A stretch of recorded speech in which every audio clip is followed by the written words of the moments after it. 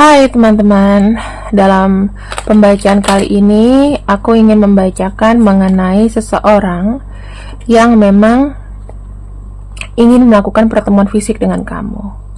Selama ini energi kamu, saya lihat kamu tuh bertanya-tanya, kapan sih ada kesempatan untuk ketemu secara langsung, untuk bicara empat mata sama dia tentang yang selama ini kau rasakan, ya. Nah, di sini aku ingin membacakan seseorang yang ingin melakukan pertemuan fisik denganmu. Karena kamu sudah meminta ya, maka semesta mengabulkannya. Saya lihat di sini, memang ini adalah final teman-teman ya. Jadi kisah kamu sama dia mungkin sudah sampai di ujung cerita. Dimana ujung cerita itu biasanya langsung kayak mempertemukan kalian, ya, supaya dari pertemuan itu bisa menghasilkan decision kita nanti ke arah mana. Ya, kalau saya lihat ya, orang yang ingin ngajak kamu ketemuan selama ini dia itu mungkin masih kayak sembunyi di dalam kandang. Kenapa? Karena dia takut itu dia tuh tidak atau belum cukup sempurna untuk bisa bertemu dengan kamu. Ya, tadinya dia seperti itu. Tadinya dia memang menunda-nunda. Karena kenapa? Mungkin pada saat itu ada masalah dari bisnisnya, pekerjaan, jadi keuangannya nggak stabil. Jadi dia tidak bisa memprioritaskan mana yang duluan mau diprioritaskan. Apakah urusan cinta, urusan pekerjaan, atau urusan yang lainnya. Nah, makanya dia banyak menunggu. Menunggu waktu yang tepat. Akhirnya tuh apa? Kamu jadi kayak ngegantung, ya. Nah, di sini teman-teman, kenapa dia waktu itu memang menggantung? Seperti yang aku bilang tadi, banyak sekali hal-hal yang berubah dari dia. Ya, kalau misalnya banyak hal yang berubah, berarti itu akan menurunkan apa? Semangat, percaya diri. Kemudian dia kayak ada mungkin merasa kecil gitu loh ketika mau ketemu dengan seseorang. Takutnya apa? Takutnya nanti aku dibully lagi, ya kan? Aku tidak sesuai dengan harapan, tidak sesuai dengan apa ya, iklan-iklan yang diberikan selama ini kepada kamu, ya teman-teman. Nah, tapi kamu gak usah khawatir. Ternyata semesta memberikan sebuah kesempatan, ya. Semesta memberikan kesempatan untuk apa? Untuk kamu bisa bertemu dengan dia secara fisik. Ya. Sebelum itu aku akan bacakan kira-kira persiapannya apa aja sih sebelum bertemu dengan kamu.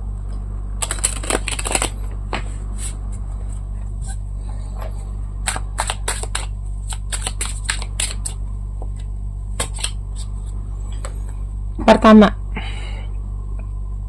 yang dirasakan pasti adalah rasa suka, rasa cinta, ya, naksir gitu ya. Kartu The Lovers di sini tuh lebih menunjukkan bahwa kondisi perasaan dia sama kamu itu memang berbunga-bunga. Ya, orang ini dalam kondisi yang memang cintanya kepada kamu tuh jelas, stabil. Yang kulihat di sini, yang dia persiapkan, dia tuh udah ngomong nih sama keluarganya, oh iya, aku itu sudah menjalin satu hubungan dengan seseorang, dan seseorang ini aku rasa cocok buat aku. Jadi nggak ada namanya ditutup-tutupin ya, atau main kucing-kucingan atau rahasia-rahasiaan. Dia sudah terbuka sama keluarganya, ya.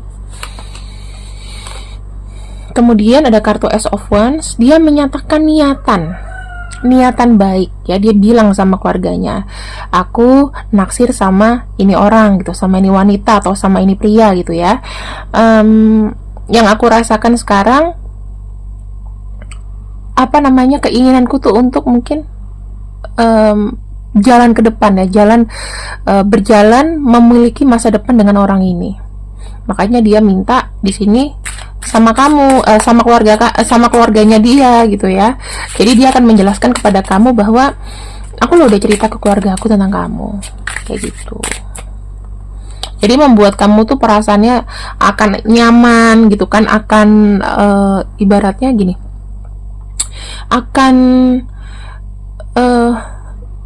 akan jelas gitu loh. Kedepannya itu kamu udah tahu keluarganya dia tuh gimana ke kamu, karena dia udah cerita, udah buka omongan.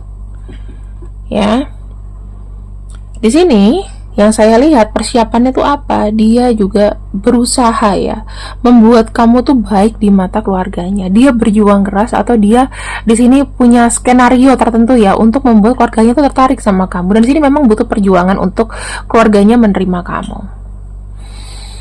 Ya, teman-teman. Dan di sini saya lihat ada kartu High Priestess.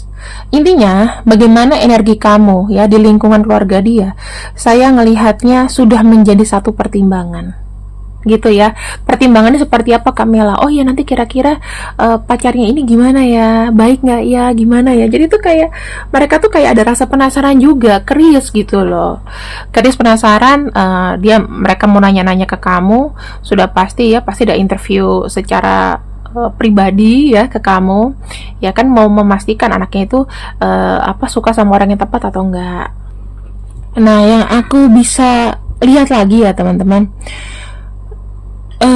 bagaimana semangat dia di sini mempertemukan kamu dengan keluarganya, ya,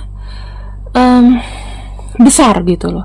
Ibaratnya dia tuh mempersiapkan kamu itu pada last minute, pada akhir gitu. Kenapa? Karena aku tuh kayak ngerasa gini, ini loh orang yang terbaik yang memang sudah aku persiapkan, ya kan, yang memang bakal jadi jodohku dan lain-lain, dan aku suka sama dia gitu. Jadi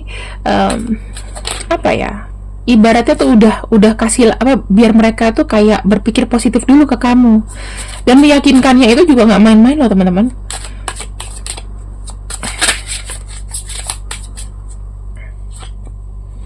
Nah, di sini sebetulnya kalau dia punya papa mama ya, papa mamanya tuh serius. Pertama, apa sih pekerjaan kamu tuh apa yang kamu kerjakan untuk hidup gitu kan, kamu sehari-hari gimana, itu yang pengen mereka tanyain. Terus di sini ada kartu Ace of Swords. Mungkin ya akan menanyakan pertanyaan-pertanyaan sensitif, mungkin seputar keluarga kamu gimana, orang tua kamu tuh gimana, terus usaha dari ayahmu ya, terus pekerjaan kamu tuh apa, keluarga kamu bagaimana, pokoknya nanya-nanya gitulah ya. Memang sih ada pertanyaan yang membuat kamu itu mungkin agak sedikit tersinggung gitu kan, yang kayak menjatuhkan harga diri ya. Mungkin kalau buat cowok ini penting, biasanya mereka akan menanyakan ya, kedepannya kamu mau gimana sama anak saya gitu-gitu. Dan di sini, selama ini kamu sudah gimana aja ke anak saya gitu ya, yang ditanyain sama dia. Dan di sini ada kartu King of Cups.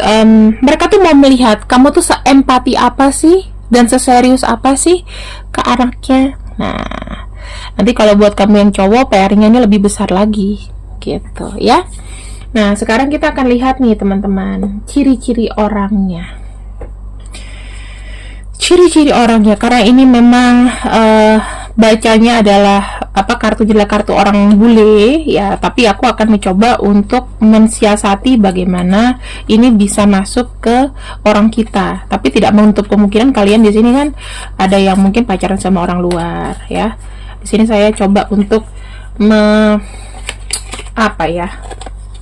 memberikan yang terbaik lah supaya bisa ini ya. Kulitnya agak gelap ya, itu masih masuk lah dengan tipe orang Indonesia kan, kulitnya agak gelap, mungkin memang bukan dari keturunan yang putih ya, mungkin dia suku tertentu ya. Kemudian di sini ada matanya besar, dia punya mata yang indah besar, wajahnya agak oval. Ini lebih kepada fisik secara tubuh ya. Kemudian di sini ada yang botak. Kalau dia laki-laki mungkin rambutnya cepak atau agak botak gitu teman-teman. Biasa kan botak itu kan karena umur juga bisa ya. Mungkin dia statusnya dia mungkin lebih tua daripada kamu. Terus ya memang rambutnya rontok penuaan, ubanan, mungkin dicukur gitu. Tapi bukan berarti botak selamanya, cuman mungkin rambutnya bisa cepak atau botak ya. Terus saya lihatnya di sini dia punya jenggot, punya kumis, sorry. Pokoknya sepaket lah, kumis dan jenggot itu biasanya sepaket.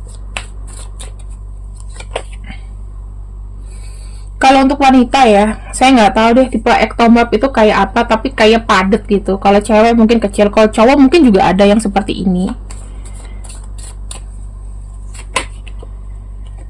Ada juga yang tipenya curvy, ini salah satu aja, dan aku harap nggak seperti ini ya, tapi ini kan kebuka. Nah, ini mungkin badannya ada yang bohai ya, ada yang agak nuti-nuti lucu gitu. Di sini saya lihat ya, kayak bone structure-nya dia tuh bagus ya, perfect lah dari wajahnya.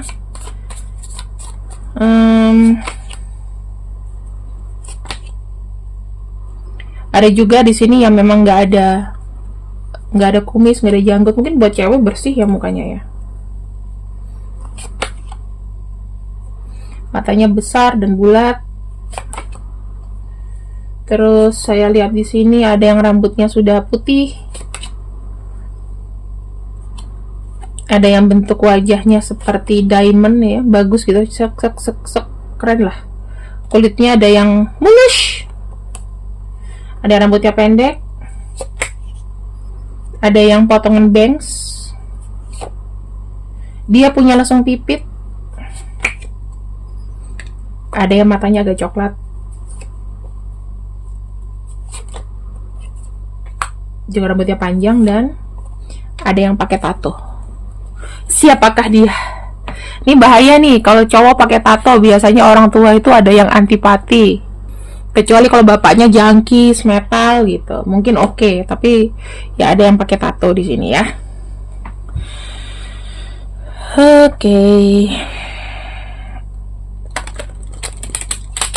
Orang yang mungkin bakalan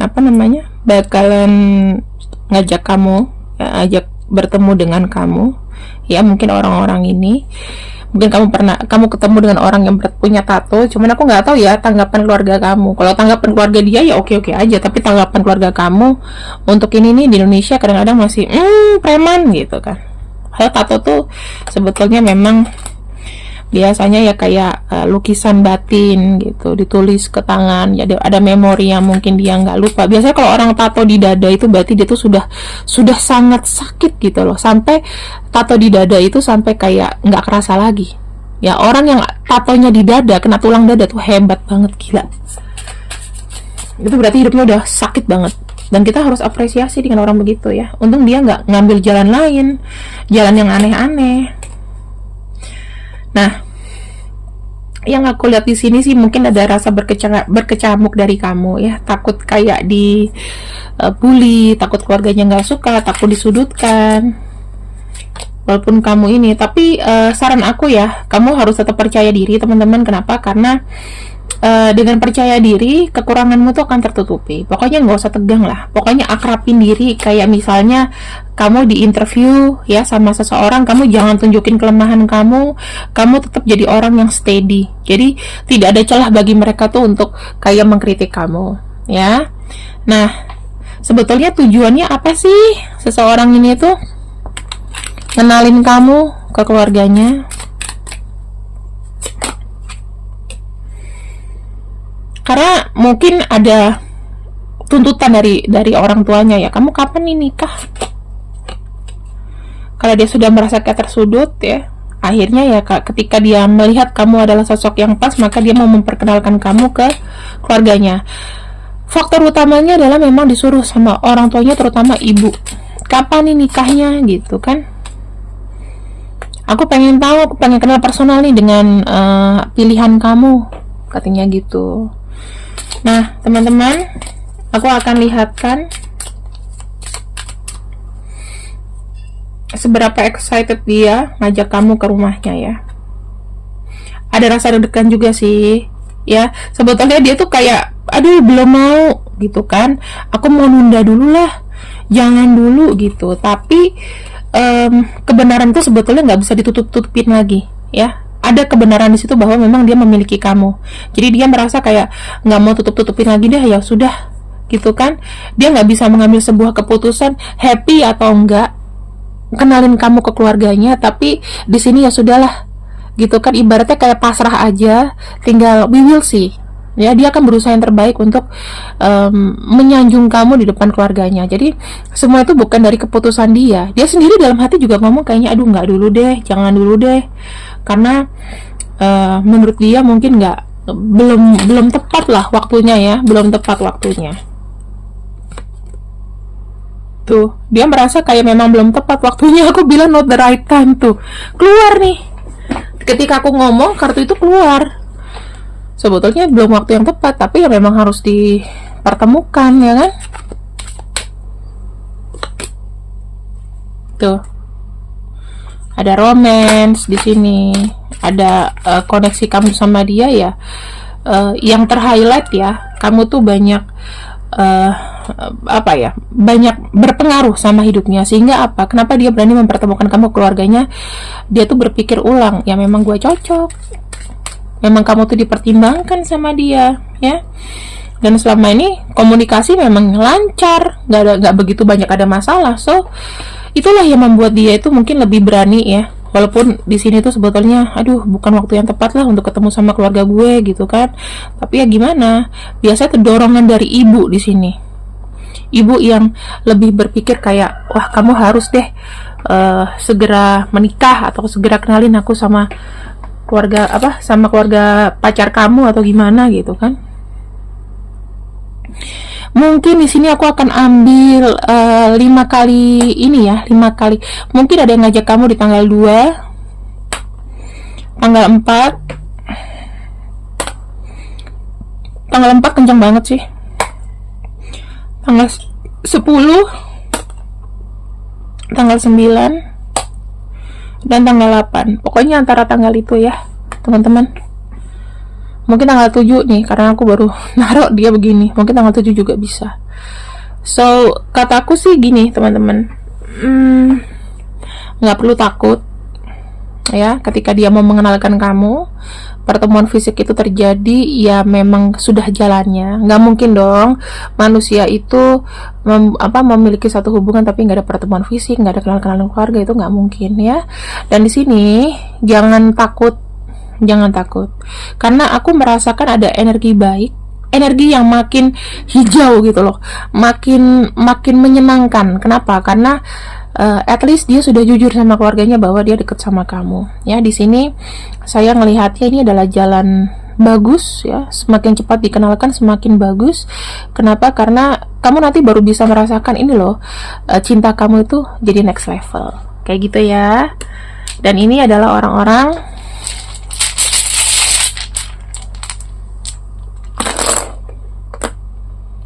nih yang mau ngajak kamu ketemuan sama keluarganya. Nih, yang serius memperkenalkan kamu ke keluarganya. Oke, sekian pembacaan dari aku. Terima kasih yang sudah ikut readinganku siang ini. See you, I love you. Bye bye.